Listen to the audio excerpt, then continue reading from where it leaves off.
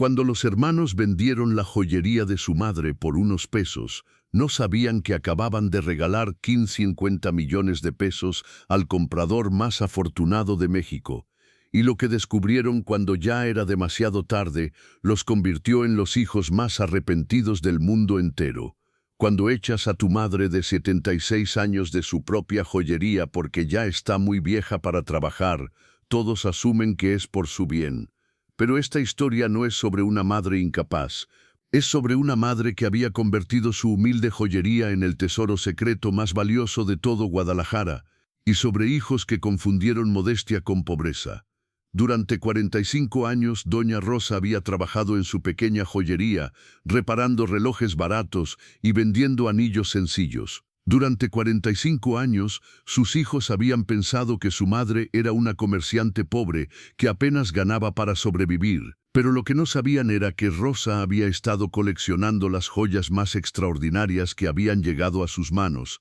Diamantes antiguos, esmeraldas coloniales, perlas cultivadas durante décadas en cajas de seguridad que sus hijos nunca se molestaron en revisar. Y ahora, parados frente al comprador que les mostró la valuación real de lo que habían vendido, tenían que enfrentar la verdad más devastadora de sus vidas. Habían echado a la calle a la mujer más rica del barrio por creer que era una carga. Porque hay madres que construyen imperios en silencio. Y hay fortunas que solo se descubren cuando ya es demasiado tarde para pedir perdón.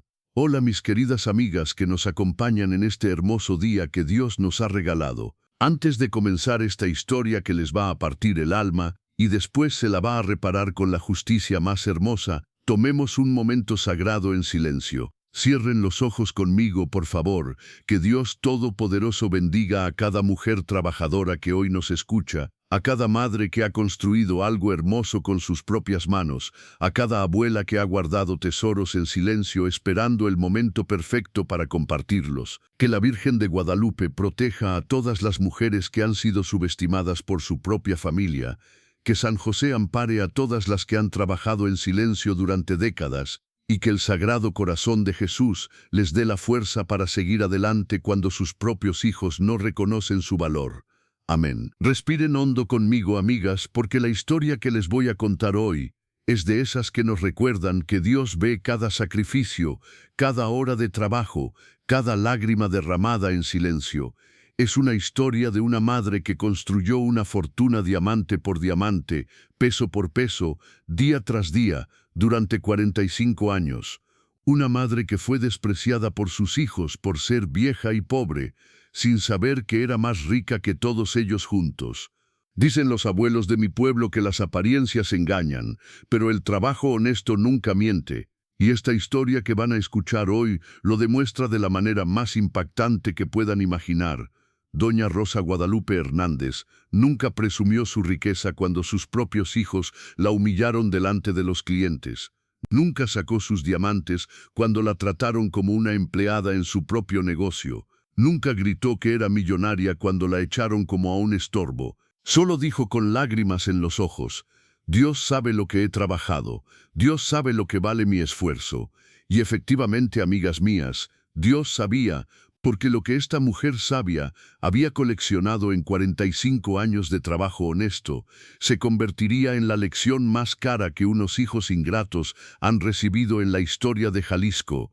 Una historia que les va a demostrar que cuando juzgamos por las apariencias, podemos estar despreciando tesoros que ni siquiera podemos imaginar. Si alguna vez las han subestimado por su edad, si alguna vez las han tratado como insignificantes por no presumir su valor, si alguna vez han sentido que su trabajo no es reconocido por su propia familia, esta historia es para ustedes. Porque van a ver cómo el silencio de una madre trabajadora se convierte en la revelación más poderosa de la justicia divina. En el corazón de Guadalajara, en la calle López Cotilla, entre una farmacia que siempre olía a alcohol y una carnicería que tenía las mejores carnitas del rumbo, se encontraba la joyería más modesta y más extraordinaria de todo México. Por fuera no era nada especial, Un local pequeño con una vitrina sencilla, un letrero que decía «Joyería Rosa, reparaciones y ventas» en letras doradas ya gastadas por el tiempo, y una puerta de cristal que había sido pegada tantas veces que parecía un rompecabezas transparente. Pero por dentro, ese lugar había sido el universo completo de Rosa Guadalupe Hernández durante 45 años. Rosa tenía 76 años cuando sus hijos decidieron que ya era hora de rescatarla de su pobreza y de su trabajo innecesario. Pero no se crean que era de esas viejitas frágiles que ya no pueden ni sostener un destornillador. Rosa era una mujer de hierro forjado en 4 décadas de reparar relojes con las manos más firmes de Guadalajara, de engarzar piedras con la precisión de un cirujano y de detectar oro falso con solo tocarlo. En sus ojos color avellana todavía brillaba la concentración intensa de esa muchacha de 31 años que había abierto la joyería en 1979, después de que su esposo Raúl muriera en un accidente de trabajo, dejándola viuda con 3 niños pequeños y una renta que pagar. Raúl había sido relojero de oficio y antes de morir le había enseñado a Rosa los secretos básicos del negocio: cómo desarmar un reloj sin romper las piezas, cómo soldar cadenas rotas, cómo identificar metales preciosos y, lo más importante de todo, cómo reconocer el valor real de las joyas que la gente creía que no valían nada. Rosa le había dicho Raúl en el hospital, sabiendo que se estaba despidiendo: la gente no sabe lo que tiene. Van a llegar clientes que quieren vender joyas viejas por unos pesos. Tú aprende a reconocer cuáles son realmente valiosas, y cuando puedas, cómpralas. Algún día van a ser tu seguro para la vejez.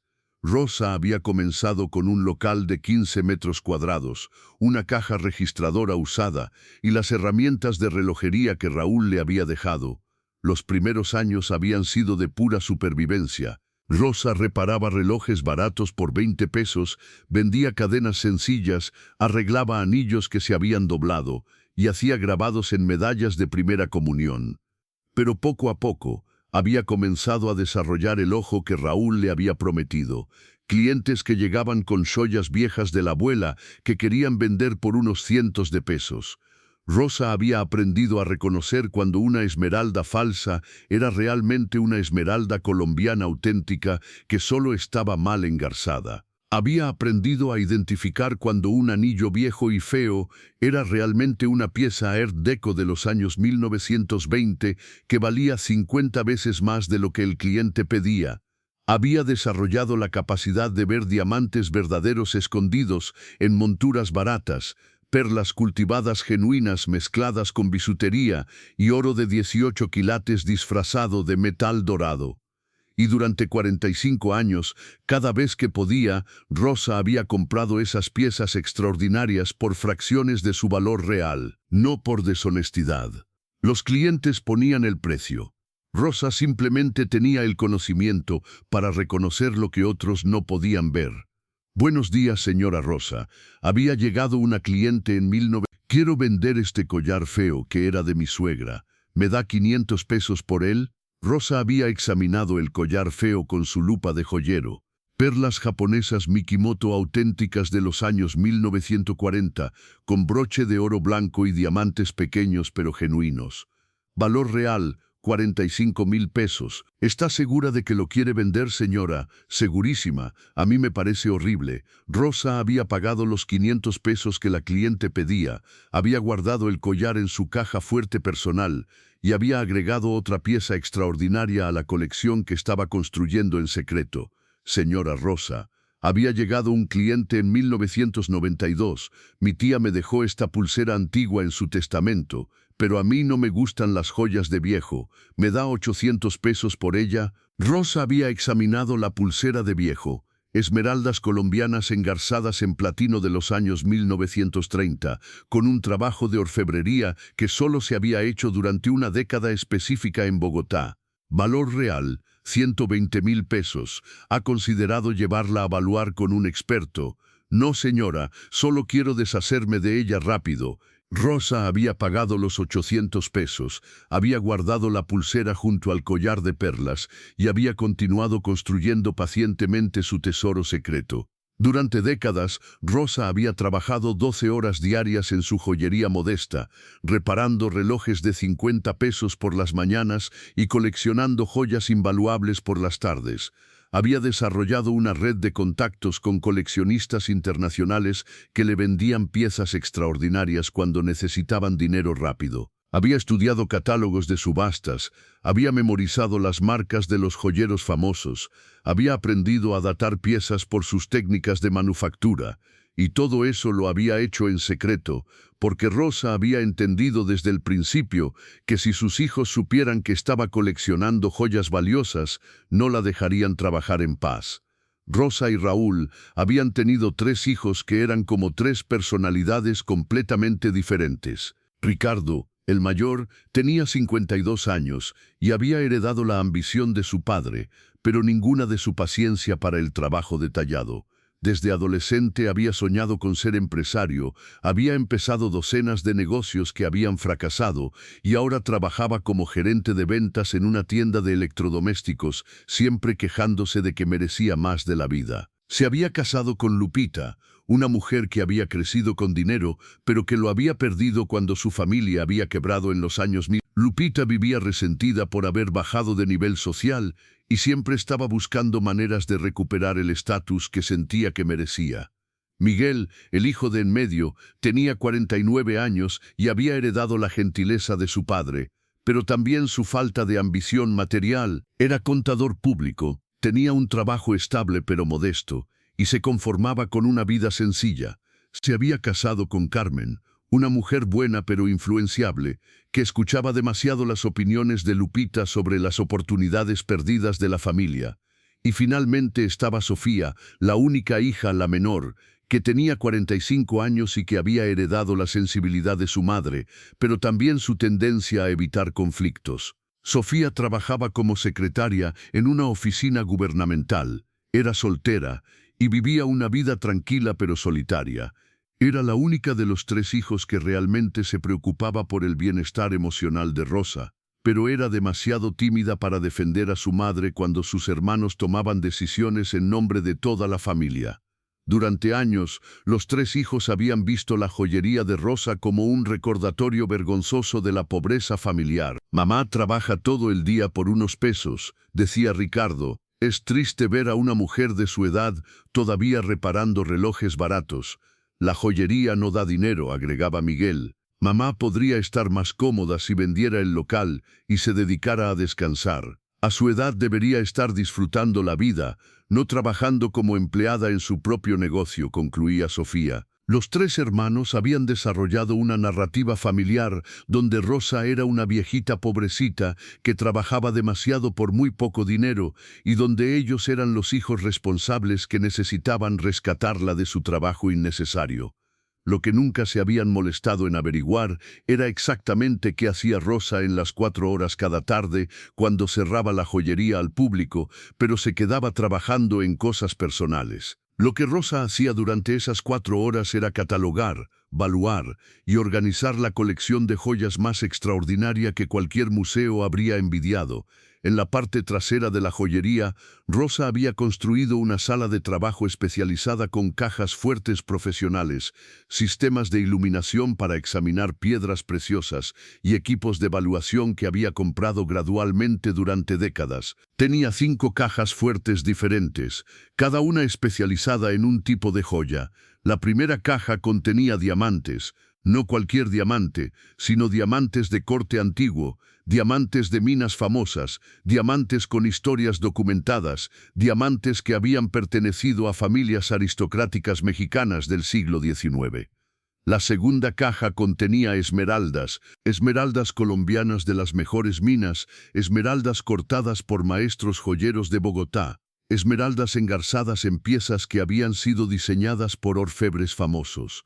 La tercera caja contenía perlas, perlas Mikimoto originales, perlas del Mar de Cortés, perlas barrocas cultivadas durante décadas, collares de perlas que habían pertenecido a actrices famosas del cine de oro mexicano. La cuarta caja contenía piezas de orfebrería, broches Art Nouveau, firmados por joyeros franceses, brazaletes Art Deco de casas joyeras de Nueva York, anillos diseñados por joyeros italianos que solo habían producido 20 piezas en toda su carrera. Y la quinta caja, la más valiosa de todas, contenía las piezas únicas, joyas que no solo eran valuables por sus materiales, sino por su historia, su rareza o su procedencia.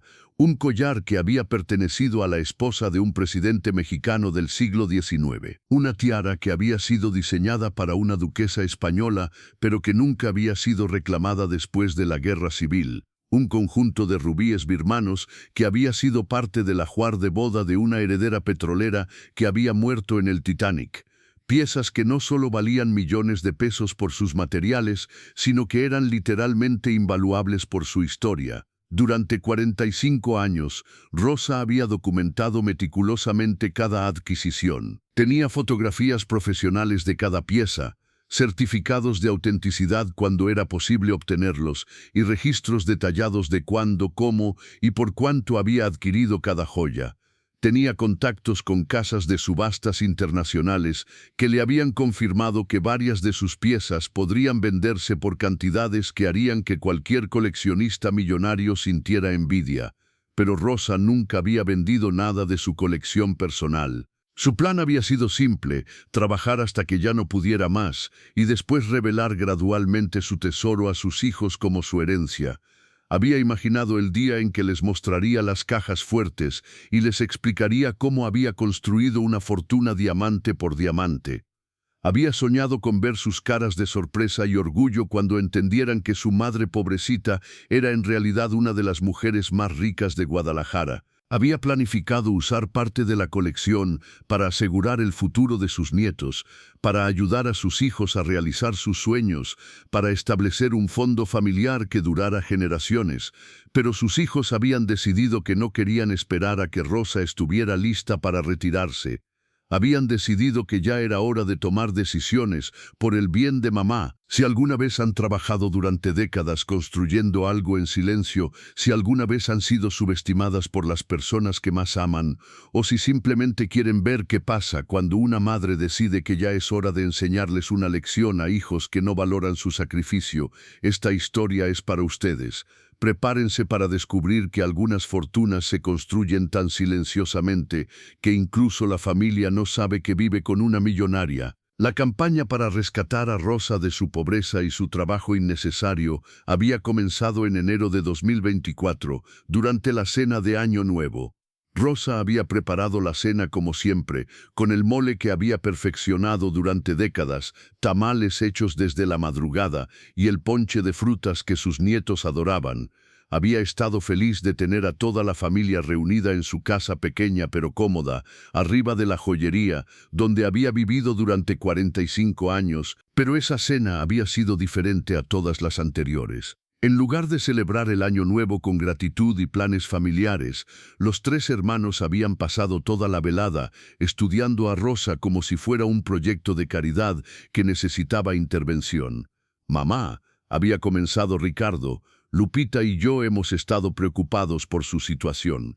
«¿Cuál situación, hijo? Yo estoy muy bien. Su situación de estar trabajando a los 76 años en lugar de estar disfrutando su jubilación. Yo disfruto mi trabajo. Mi trabajo es mi vida».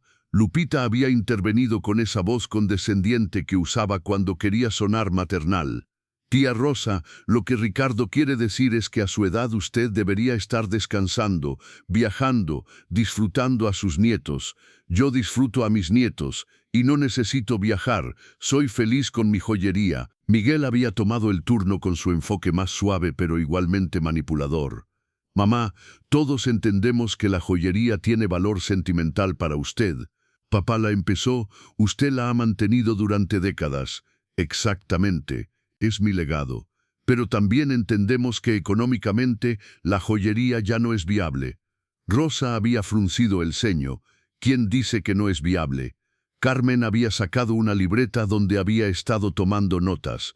«Rosa, hemos estado observando el movimiento de clientes en la joyería.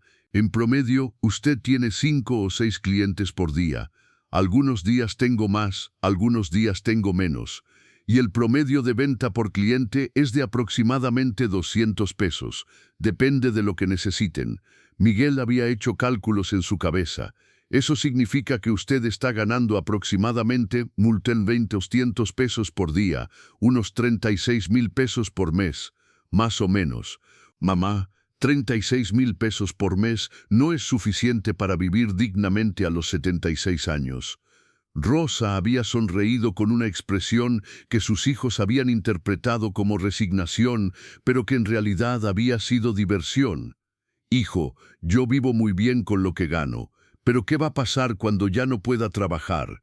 ¿Qué va a pasar si se enferma? ¿Qué va a pasar cuando sea demasiado mayor para atender clientes?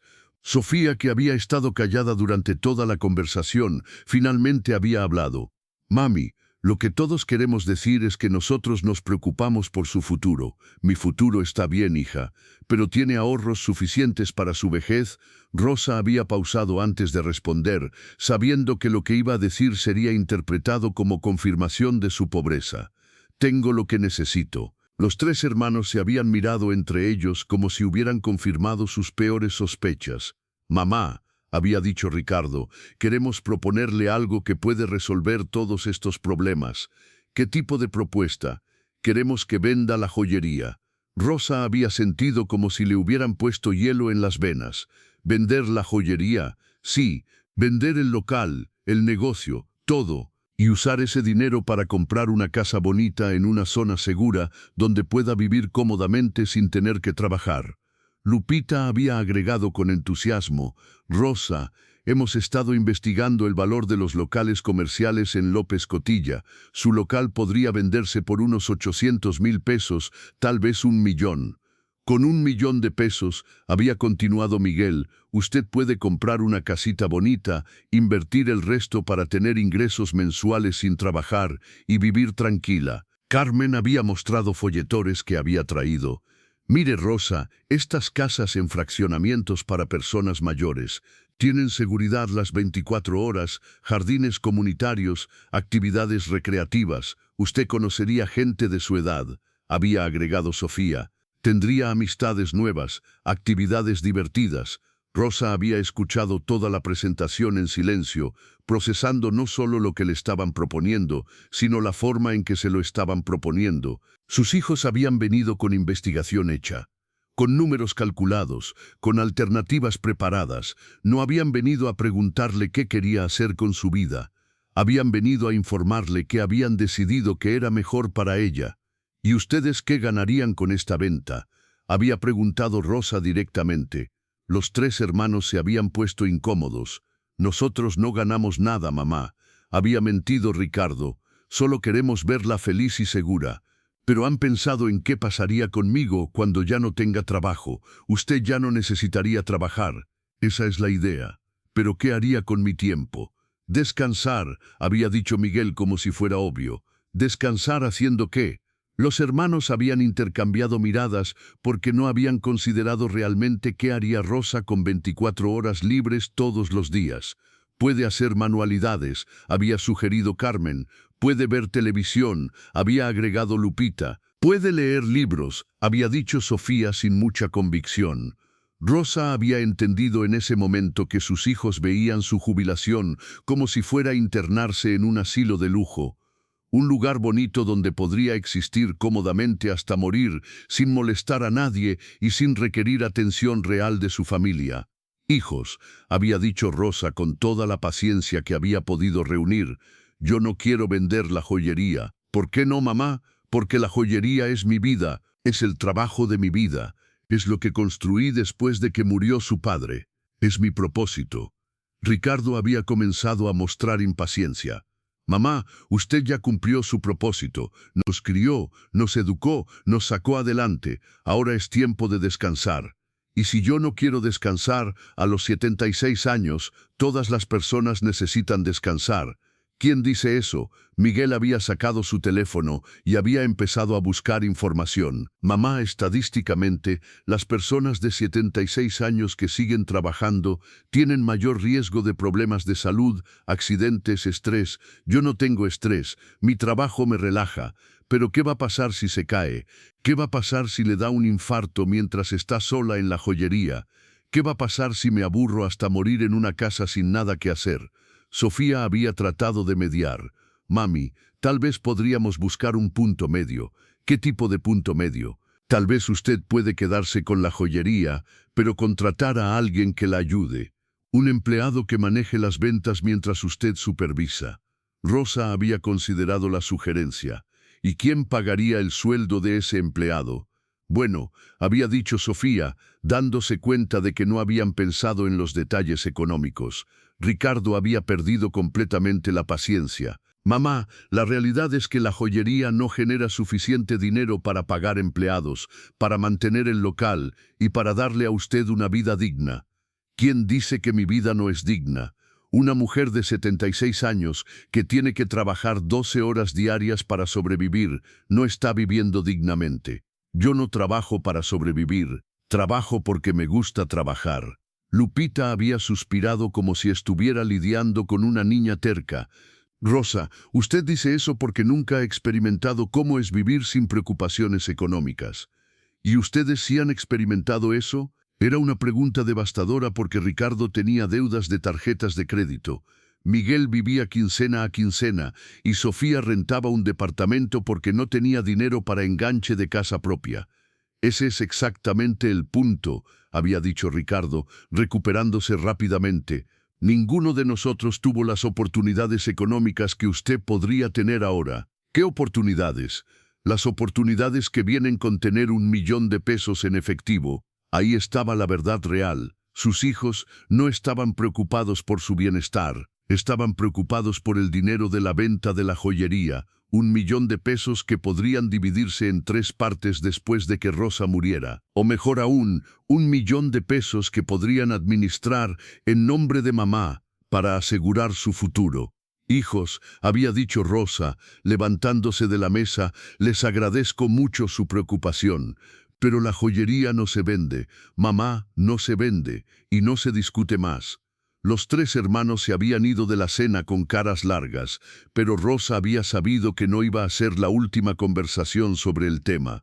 Durante los siguientes meses habían intensificado la presión usando diferentes estrategias. Ricardo había llegado con estimaciones actualizadas del valor del local. Mamá, resulta que los locales en esta zona se están vendiendo por más de lo que pensábamos. Su joyería podría valer hasta multo 5 millones. Miguel había venido con historias de terror sobre mujeres mayores que habían sufrido accidentes en sus negocios. Mamá, la semana pasada leí en el periódico sobre una señora de 75 años que se cayó en su tienda y estuvo tirada durante horas antes de que alguien la encontrara. Sofía había usado el enfoque emocional. Mami, nosotros la amamos y queremos lo mejor para usted, pero nos da mucho miedo que algo le pase mientras está sola en la joyería. Y gradualmente habían comenzado a tomar decisiones sin consultar con Rosa. En marzo, Ricardo había contratado a un valuador de propiedades comerciales para hacer una evaluación completa del local. En abril, Miguel había visitado agencias inmobiliarias para investigar las opciones disponibles para Rosa. En mayo, Sofía había visitado residencias para personas mayores para conocer las alternativas de vivienda para su madre. Y en junio, los 3 habían llegado con una propuesta que ya no era una sugerencia, era un ultimátum. El sábado 15 de junio de 2024 había sido el día más caluroso del año hasta ese momento. El termómetro marcaba 38 grados a las 10 de la mañana y el aire acondicionado de la joyería había estado luchando contra el calor desde que Rosa había abierto a las 8. Rosa había estado reparando un reloj Timex cuando había visto llegar el carro de Ricardo por la ventana. Pero ese día, Ricardo no había venido solo. Miguel había llegado en su propio carro 5 minutos después. Sofía había llegado caminando desde la parada del camión, sudando en su vestido de oficina, y detrás de ellos había llegado un hombre que Rosa no conocía. Un señor de unos 50 años, vestido con traje gris, portafolio en mano, con la cara de alguien que se gana la vida resolviendo problemas familiares. «Buenos días, mamá», había dicho Ricardo, pero con un tono formal que Rosa no había escuchado desde que era niño y había hecho alguna travesura seria. «Buenos días, hijos. ¿Quién es el señor?» «Es el licenciado Morales, especialista en derecho familiar y patrimonial». Rosa había sentido un nudo en el estómago. «¿Para qué necesitamos un abogado? El licenciado Morales había puesto su portafolio sobre el mostrador de la joyería y había sacado una carpeta llena de documentos. Señora Hernández, sus hijos me han consultado sobre su situación legal y patrimonial. ¿Cuál situación legal? Yo no tengo ninguna situación legal. La situación de una persona de edad avanzada que opera un negocio comercial sin las protecciones legales adecuadas para su seguridad física y económica. Rosa había mirado a sus 3 hijos. ¿Ustedes trajeron a un abogado para amenazarme? Ricardo había contestado rápidamente. No la estamos amenazando, mamá. Estamos tratando de protegerla. ¿Protegerme de qué? Miguel había sacado una carpeta con recortes de periódico. Mamá, en los últimos 6 meses han asaltado 5 negocios pequeños en esta zona. Y usted maneja efectivo todos los días, tiene joyas en exhibición y trabaja sola durante muchas horas. Yo conozco este barrio desde hace 45 años.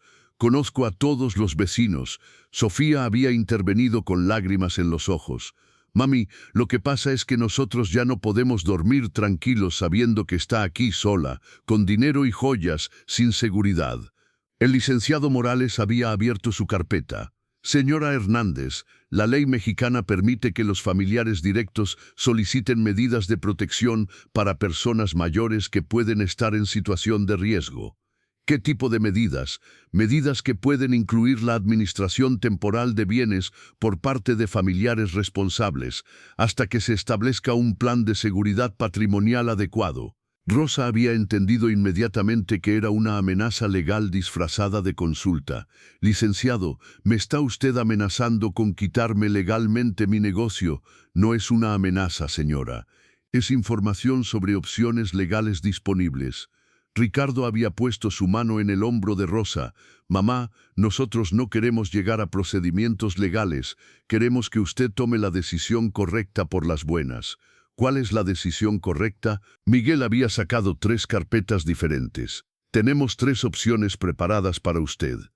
Opción 1. Había comenzado Ricardo. Usted vende la joyería por multo 5 millones de pesos. Compra una casa en un fraccionamiento seguro e invierte el resto para tener ingresos mensuales sin trabajar.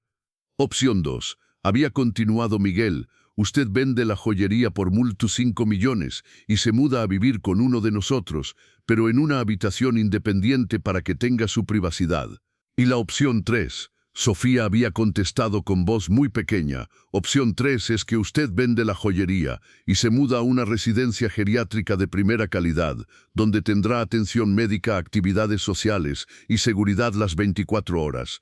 Rosa había guardado silencio durante un momento muy largo, y si no acepto ninguna de las 3 opciones, el licenciado Morales había contestado, si usted no acepta voluntariamente una de estas alternativas, sus hijos pueden iniciar un proceso legal de protección patrimonial por riesgo de abandono de persona mayor.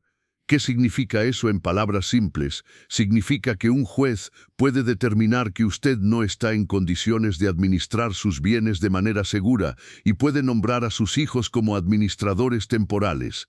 ¿Y entonces qué pasaría? Entonces sus hijos tendrían autoridad legal para vender sus bienes y administrar el dinero en su nombre para asegurar su bienestar. Rosa había mirado a cada uno de sus hijos a los ojos. Ustedes están dispuestos a llevarme a juicio para quitarme mi joyería. Los 3 habían evitado su mirada. Mamá, había dicho Ricardo, nadie quiere llegar a eso, pero lo harían si fuera necesario, lo haríamos si fuera la única manera de protegerla. Rosa había cerrado los ojos y había respirado profundamente. Había pensado en las 5 cajas fuertes llenas de joyas, que valían 150 millones de pesos. Había pensado en los 45 años de trabajo y sacrificio que había invertido en construir su fortuna secreta. Había pensado en sus hijos, que estaban dispuestos a usar la ley para robarle su negocio, sin saber que estaban a punto de regalar la herencia más grande de sus vidas. Hijos, había dicho finalmente, ustedes ganan. Los 3 hermanos habían intercambiado miradas de alivio y triunfo. Eso significa que va a aceptar una de las opciones. Significa que voy a vender la joyería. Mamá, qué bueno que entendió, pero tengo condiciones. ¿Qué tipo de condiciones? Primera condición, yo escojo al comprador. ¿Por qué? porque quiero asegurarme de que la joyería vaya a parar a manos de alguien que la valore. Miguel había fruncido el ceño. Mamá, lo importante es que usted reciba el mejor precio. No importa quién compre. Para mí sí importa. ¿Cuál es la segunda condición? Segunda condición, ustedes no reciben ni un peso de la venta hasta que yo muera. Los tres hermanos se habían puesto tensos. ¿Cómo? Todo el dinero de la venta se va a un fideicomiso que me paga ingresos mensuales a mí durante mi vida. Cuando yo muera, ustedes heredan lo que quede. Ricardo había protestado. Mamá, nosotros no estamos haciendo esto por dinero. Entonces no debería haber problema con mi condición. ¿Cuál es la tercera condición? Rosa había sonreído con una expresión que sus hijos no habían sabido interpretar. Tercera condición, yo me encargo personalmente de vaciar la joyería antes de entregar las llaves. ¿Vaciar cómo? Voy a sacar todas mis herramientas, mis materiales de trabajo y mis pertenencias personales. ¿Cuánto tiempo necesita para eso? Una semana. Sofía había parecido aliviada. Mami, esas condiciones nos parecen muy razonables. El licenciado Morales había comenzado a preparar documentos. Perfecto. Puedo tener los papeles legales listos para mañana. Rosa había negado con la cabeza. No vamos a firmar nada hasta que yo tenga al comprador. ¿Ya tiene a alguien en mente? Voy a poner un anuncio en el periódico. Quiero que venga alguien que realmente quiera trabajar en una joyería.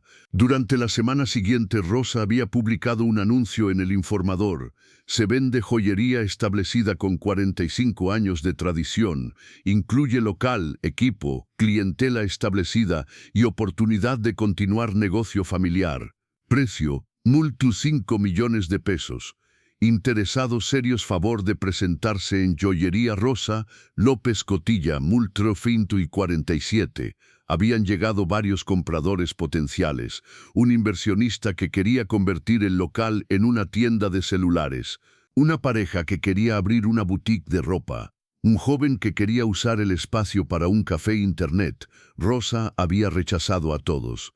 Sus hijos habían comenzado a impacientarse. Mamá, ya han venido varios compradores con dinero en efectivo. Ninguno de ellos quiere una joyería. Todos quieren el local para otros negocios. ¿Cuál es el problema con eso? El problema es que yo quiero que alguien continúe el legado de la joyería. Mamá, usted está siendo muy sentimental. Lo importante es vender. Pero el viernes de esa semana había llegado exactamente el comprador que Rosa había estado esperando. Se llamaba Alejandro Ruiz, tenía 28 años y era joyero de tercera generación. Su abuelo había sido joyero en Puebla, su padre había sido joyero en León y él había estudiado gemología en el Instituto Tecnológico de Monterrey antes de trabajar 5 años en una casa de joyería de lujo en Ciudad de México. Doña Rosa le había dicho después de examinar cuidadosamente toda la joyería, este lugar tiene una energía increíble. ¿Qué tipo de energía? La energía de alguien que ama genuinamente este trabajo. Tú amas este trabajo, es lo único que he querido hacer en toda mi vida. Rosa había pasado 3 horas, mostrándole a Alejandro cada rincón de la joyería, las herramientas de reparación, el sistema de seguridad, los proveedores que había usado durante décadas, los clientes regulares y sus preferencias. Alejandro le había preguntado finalmente, ¿qué planes tienes para la joyería? Quiero mantenerla exactamente como está, pero modernizarla gradualmente. Mejores sistemas de seguridad, equipos de reparación más modernos, tal vez expandir hacia joyas de diseño contemporáneo. No quieres cambiar el concepto. ¿Por qué cambiaría algo que ha funcionado durante 45 años? Rosa había sabido en ese momento que había encontrado a la persona correcta. Alejandro, la joyería es tuya por mulo 5 millones de pesos. En serio, completamente en serio, pero tengo una condición. ¿Cuál? Cuando termines de revisar el inventario y te des cuenta de lo que realmente compraste, quiero que te acuerdes de que Rosa Hernández no era una viejita pobrecita.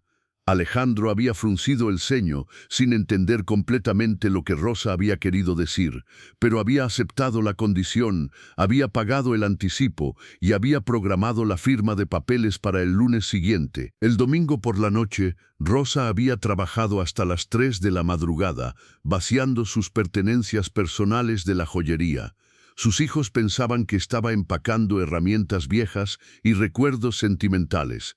En realidad, Rosa había estado transfiriendo discretamente el contenido de las 5 cajas fuertes a su casa, caja por caja, diamante por diamante, esmeralda por esmeralda.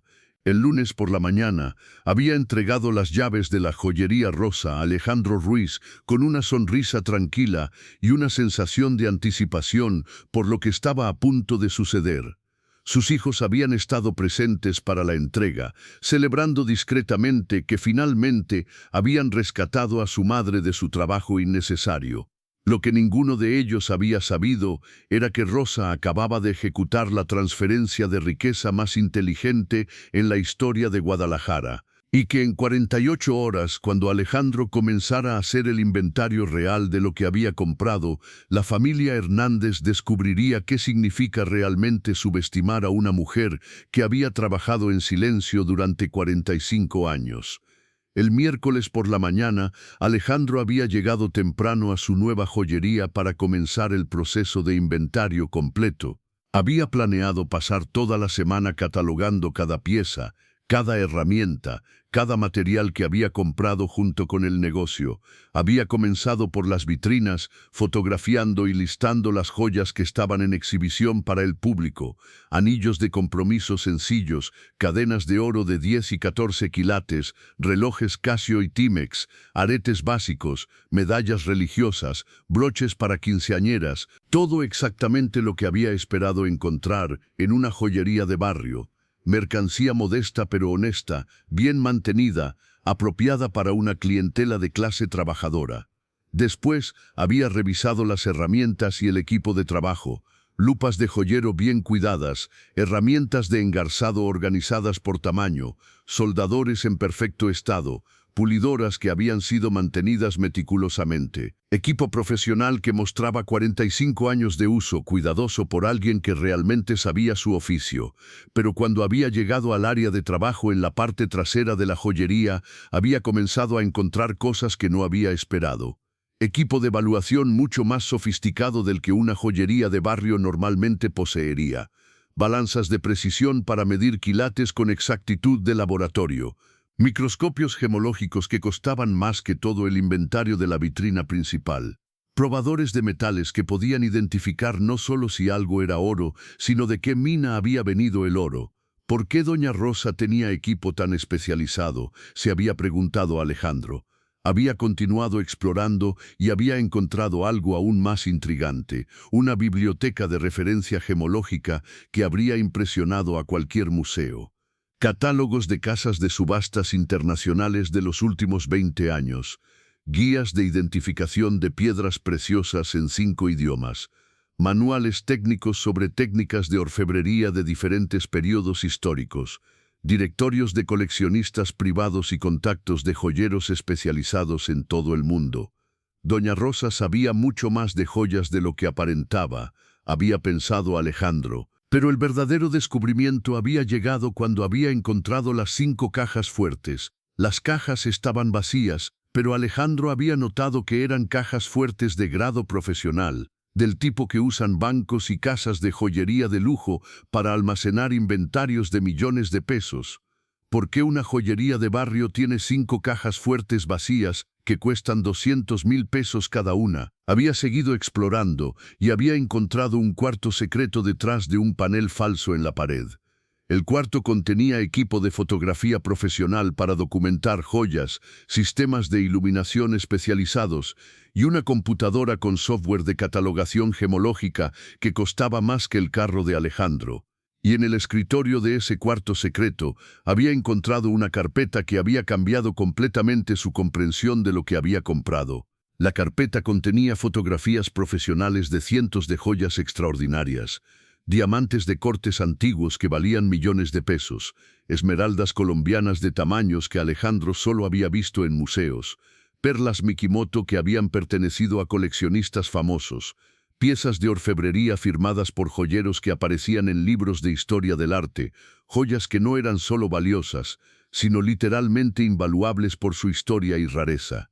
Y cada fotografía tenía una etiqueta con fecha de adquisición, precio pagado y valuación estimada. Collar de perlas Mikimoto 1943, adquirido enero 1987, pagado 800 pesos, valor estimado 400.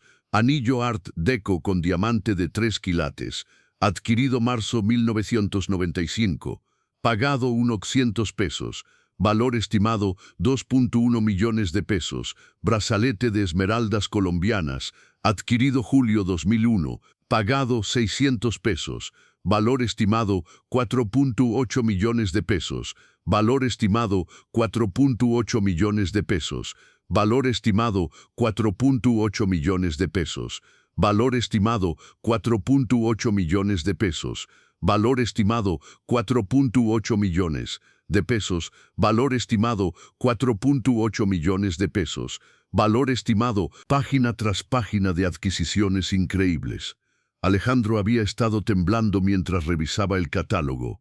Dios mío, había murmurado, Doña Rosa no era joyera de barrio, era una coleccionista de clase mundial. Había seguido revisando y había encontrado documentos aún más impresionantes, certificados de autenticidad de casas de subastas internacionales, correspondencia con museos que habían estado interesados en exhibir piezas de la colección Hernández. Valuaciones oficiales de expertos internacionales que confirmaban que algunas de las piezas de Rosa estaban entre las 100 joyas privadas más valiosas de América Latina, y al final del catálogo había encontrado el documento que había explicado todo, una carta que Rosa había escrito y había fechado el domingo anterior. Para quien encuentre este catálogo, durante 45 años he construido en secreto una de las colecciones de joyas más extraordinarias de México. He adquirido cada pieza legalmente, las he documentado profesionalmente y las he cuidado como tesoros. El valor total de mi colección, según la última valuación de 2023, es de aproximadamente 150 millones de pesos.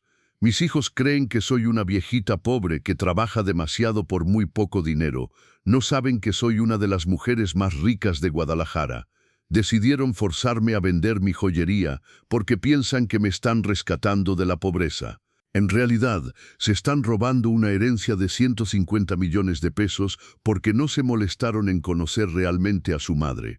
Alejandro, si estás leyendo esto, significa que compraste mi joyería sin saber lo que realmente vale. Todas las joyas del catálogo están ahora en mi casa, esperando a que decida qué hacer con ellas.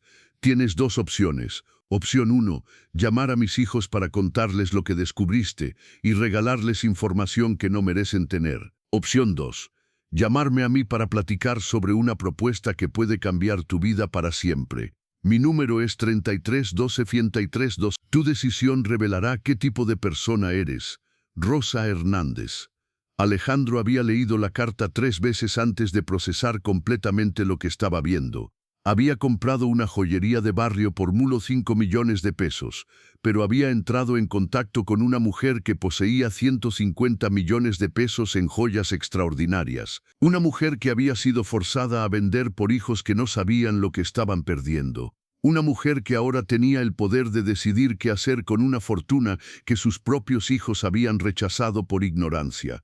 Alejandro había tomado su teléfono y había marcado el número de Rosa. Bueno, Doña Rosa, soy Alejandro. Hola, Alejandro. ¿Ya encontraste el cuarto secreto? Sí, señora. Alejandro había pensado en los hijos de Rosa, que habían estado presentes durante la venta con caras de triunfo, celebrando que finalmente habían rescatado a su madre. Elijo la opción 2. Perfecto.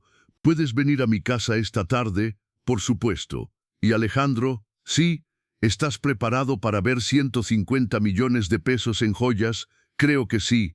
No, no estás preparado. Nadie está preparado para esto. Esa tarde, Alejandro había llegado a la casa de Rosa con una mezcla de nerviosismo y anticipación que nunca había sentido en su vida. Rosa lo había recibido con una sonrisa tranquila y lo había llevado directamente a su cuarto, donde 5 cajas fuertes nuevas habían estado esperándolo. «¿Listo?», había preguntado Rosa. «Listo». Rosa había abierto la primera caja. Alejandro había visto más diamantes juntos de los que había visto en toda su carrera, pero no eran diamantes ordinarios, eran diamantes con historia, diamantes con procedencia, diamantes que aparecían en libros de gemología como ejemplos de perfección.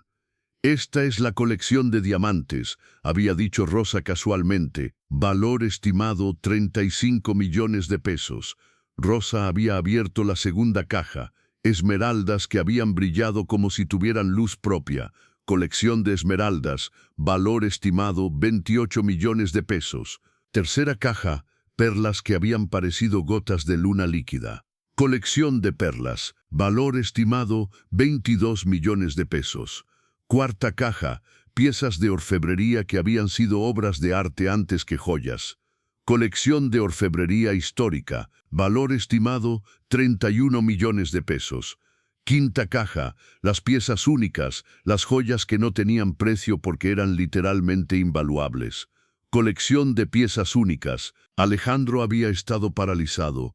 Doña Rosa, ¿cómo es posible que sus hijos no supieran de esto?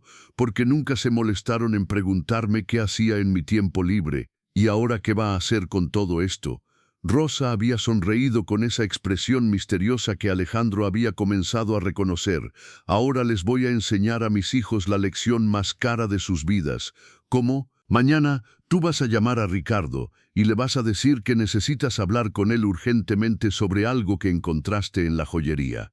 ¿Qué le voy a decir? Le vas a decir exactamente lo que encontraste, le vas a mostrar el catálogo, le vas a explicar lo que valían las joyas que estaban en las cajas fuertes. Y después, él va a entender que acabó de regalar 15 o 50 millones de pesos porque pensaba que estaba rescatando a una viejita pobre. Pero doña Rosa, ¿no le da pena que sus hijos sufran tanto? Rosa había considerado la pregunta cuidadosamente. Alejandro, durante 6 meses mis hijos me dijeron que era demasiado vieja para trabajar, demasiado pobre para vivir dignamente y demasiado ignorante para manejar mis propios asuntos. Sí, me amenazaron legalmente, me presionaron psicológicamente y me forzaron a vender el trabajo de mi vida porque pensaron que sabían lo que era mejor para mí. Entiendo. ¿Tú crees que merecen saber sobre una fortuna que despreciaron porque nunca se molestaron en conocer realmente a su madre? Alejandro había guardado silencio. Pero también quiero preguntarte algo personal. ¿Qué? ¿Te gustaría ser propietario legítimo de una colección de 150 millones de pesos? Alejandro se había quedado sin palabras. ¿Cómo? Alejandro, tú pagaste 1.005 millones por una joyería que pensabas que valía 1.005 millones. Yo te voy a vender mi colección por exactamente lo que vale, 150 millones de pesos. Doña Rosa, yo no tengo 150 millones de pesos. No necesitas tenerlos. ¿Cómo? Vamos a hacer un trato que va a beneficiarnos a los dos y que va a enseñarles a mis hijos que la codicia tiene consecuencias. Rosa le había explicado su plan perfecto, un plan que convertiría a Alejandro en propietario de una de las colecciones de joyas más valiosas de México, un plan que le daría a Rosa la venganza más elegante que una madre traicionada podía pedir. Y un plan que les enseñaría a Ricardo, Miguel y Sofía que habían perdido 150 millones de pesos por subestimar a la mujer más inteligente de sus vidas. 6 meses después del descubrimiento en la joyería, las vidas de todas las personas involucradas en esta historia habían cambiado de maneras que nadie habría podido imaginar. La llamada que Ricardo había recibido de Alejandro había sido el momento más devastador de su vida. Ricardo, soy Alejandro, el que compró la joyería de su madre.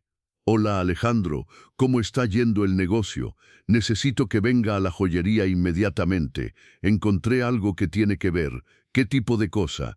Algo sobre su madre que ustedes no sabían. Ricardo había llegado a la joyería 20 minutos después, esperando tal vez algún problema menor con el equipo o alguna pregunta sobre los proveedores. Alejandro le había mostrado el cuarto secreto, el catálogo de joyas y las fotografías de la colección de 150 millones de pesos. Ricardo había pasado por shock, incredulidad, horror y finalmente devastación absoluta cuando había entendido completamente lo que había perdido. ¿Está diciendo que mi madre tenía 15 o 50 millones de pesos en joyas? Tiene y sigue teniendo. ¿Y nosotros la obligamos a vender la joyería sin saber? La obligaron a vender porque pensaron que era pobre. ¿Dónde están las joyas ahora? En la casa de su madre. Ella se las llevó, se llevó lo que era suyo. Ricardo había llamado inmediatamente a Miguel y a Sofía. Los tres hermanos habían ido esa misma tarde a confrontar a Rosa. «Mamá», había gritado Ricardo desde la puerta, «¿por qué no nos dijo que tenía 150 millones de pesos?» Rosa había abierto la puerta con una tranquilidad perfecta. «¿Por qué me pregunta eso?» «Porque Alejandro encontró su catálogo de joyas». «Ah, qué bueno que lo encontró. Mamá, usted nos mintió». «¿En qué les mentí?» Miguel había intervenido. «Nos mintió sobre ser pobre. Nos mintió sobre necesitar dinero. Yo nunca les dije que era pobre. Ustedes asumieron que era pobre». Sofía había comenzado a llorar. «Mami, nosotros la obligamos a vender porque pensamos que necesitaba dinero. Ustedes me obligaron a vender porque querían mi dinero. Eso no es verdad». Rosa había sacado grabaciones que había hecho en secreto de todas las conversaciones familiares donde sus hijos habían discutido cómo dividirse el dinero de la mamá. Los tres hermanos habían escuchado sus propias voces planeando cómo usar la herencia antes de que Rosa muriera. «Mamá, usted nos espiaba. Yo me protegía de hijos que me veían como una fuente de dinero». Ricardo había hecho la pregunta que todos estaban pensando. ¿Y ahora qué va a pasar con las joyas? Las joyas ya tienen nuevo dueño. ¿Cómo? Se las vendía a Alejandro. Le vendió 150 millones de pesos en joyas al comprador de la joyería. Le vendí mi colección a la única persona que demostró respeto genuino por mi trabajo.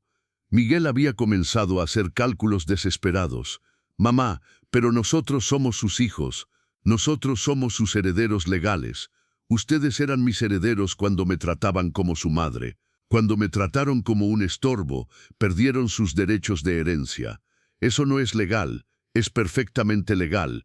Yo tengo derecho de disponer de mis bienes como quiera mientras esté viva». Sofía había hecho una última súplica.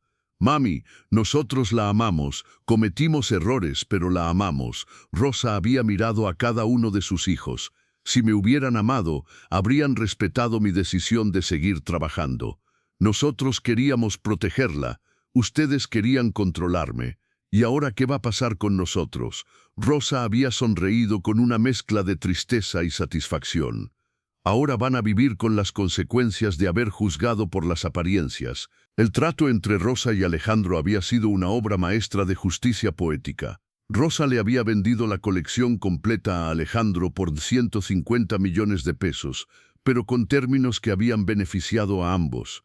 Alejandro había pagado 10 millones de pesos de anticipo y había firmado un contrato para pagar el resto en mensualidades durante 15 años. Pero Rosa había usado los 10 millones iniciales para establecer la Fundación Rosa Hernández para Mujeres Trabajadoras Mayores, que ayudaba a mujeres de más de 65 años que querían seguir trabajando a pesar de la presión familiar.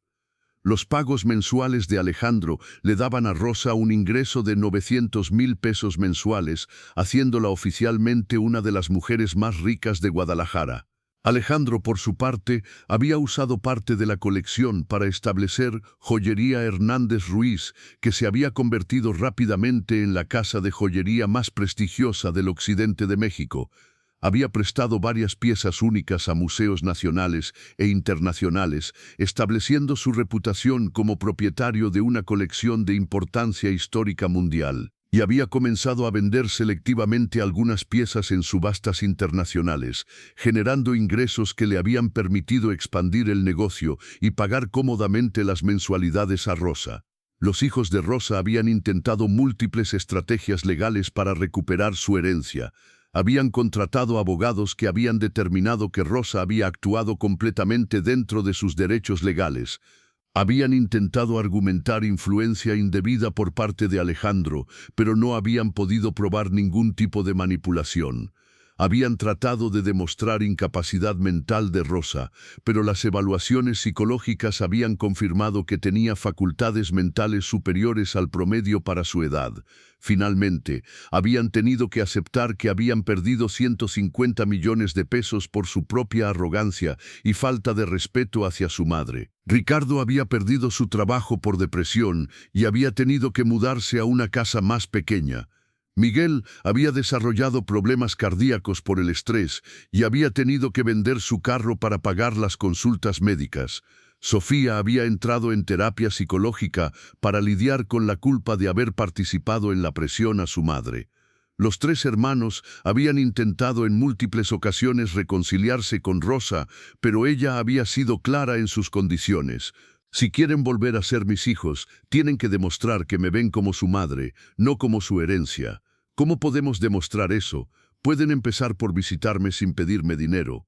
Y después de 5 años de tratarme como madre, no como ATM, consideraré perdonarlos. 5 años. Ustedes me presionaron durante 6 meses. Yo les voy a dar oportunidad durante 5 años.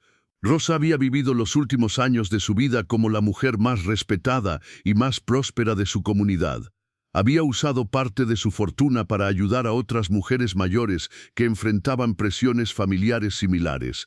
Había establecido becas para jóvenes que querían estudiar gemología y joyería, había donado piezas históricas a museos mexicanos para que el patrimonio cultural del país se mantuviera en México, y había vivido cada día con la satisfacción de saber que había demostrado que la sabiduría y el trabajo duro siempre vencen a la codicia y la arrogancia. Cuando Rosa murió a los 82 años, había dejado un testamento que había cerrado perfectamente el círculo de justicia. A Ricardo le había dejado un anillo sencillo con una nota, para que recuerdes que el valor real no se ve por fuera. A Miguel le había dejado un reloj que había reparado miles de veces con una nota, para que aprendas que el tiempo perdido no se recupera. A Sofía le había dejado un collar de perlas sencillas con una nota, para que sepas que las cosas más valiosas vienen de años de paciencia y cuidado. Y a Alejandro le había dejado el título completo de la colección, haciéndolo oficialmente propietario de 150 millones de pesos en joyas, junto con una nota que decía, para el único hijo que me trató como madre sin haber nacido de mi vientre. La historia de Rosa Hernández se había vuelto legendaria en Guadalajara, como la demostración perfecta de que nunca se debe juzgar por las apariencias, especialmente cuando se trata de mujeres mayores que han trabajado en silencio durante décadas. Se había convertido en un símbolo de que la sabiduría y la paciencia siempre encuentran la manera de derrotar a la ignorancia y la codicia, y había establecido un nuevo estándar para lo que significa respetar a nuestros mayores, no por lo que creemos que tienen, sino por lo que realmente son. Queridas amigas de abuelas sabias y fuertes, sintieron la satisfacción perfecta de ver cómo la sabiduría siempre vence a la arrogancia. Durante 45 años, Rosa construyó una fortuna de 50 millones de pesos en secreto, mientras sus hijos la veían como una viejita pobre que trabajaba demasiado. Durante 6 meses, la presionaron para vender su joyería porque pensaron que la estaban rescatando de la pobreza. Pero cuando descubrieron lo que realmente valía el trabajo de su madre, entendieron que habían perdido la herencia más grande de sus vidas por no molestarse en conocer realmente a la mujer que los había criado. Rosa había aprendido que el respeto no se hereda, se gana con acciones diarias. Alejandro había demostrado que honrar el trabajo de una mujer mayor puede ser la inversión más inteligente de toda una vida, y los hijos habían descubierto que juzgar por las apariencias puede costar 150 millones de pesos en lecciones de vida. Esta historia nos enseña verdades que nunca debemos olvidar. Primero, nunca subestimen a sus madres. Las mujeres que han trabajado en silencio durante décadas a menudo han construido más de lo que ustedes pueden imaginar. Segundo, el trabajo humilde no significa pobreza. Significa sabiduría, paciencia y estrategia que los jóvenes impacientes no pueden entender. Y tercero, cuando presionan a sus mayores para rescatarlas de sus decisiones, tal vez sean ustedes los que necesitan ser rescatados de su propia ignorancia. Si esta historia las conmovió, si alguna vez han sido subestimadas por su edad o su trabajo, o si simplemente creen que la sabiduría siempre encuentra la manera de enseñar lecciones perfectas, dejen su me gusta en este video. Comenten justicia perfecta si creen que Rosa tomó las decisiones correctas. Comenten sabiduría oculta si piensan que Alejandro merecía heredar la fortuna. Y si conocen mujeres mayores que son subestimadas por sus familias, compartan este video con ellas.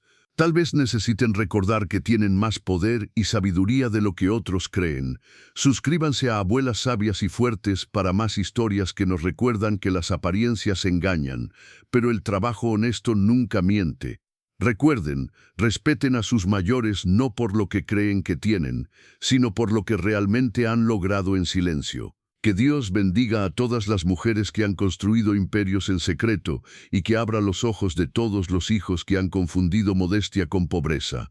La sabiduría siempre encuentra la manera de revelar la verdad. Nos vemos en la próxima historia, familia. Amén.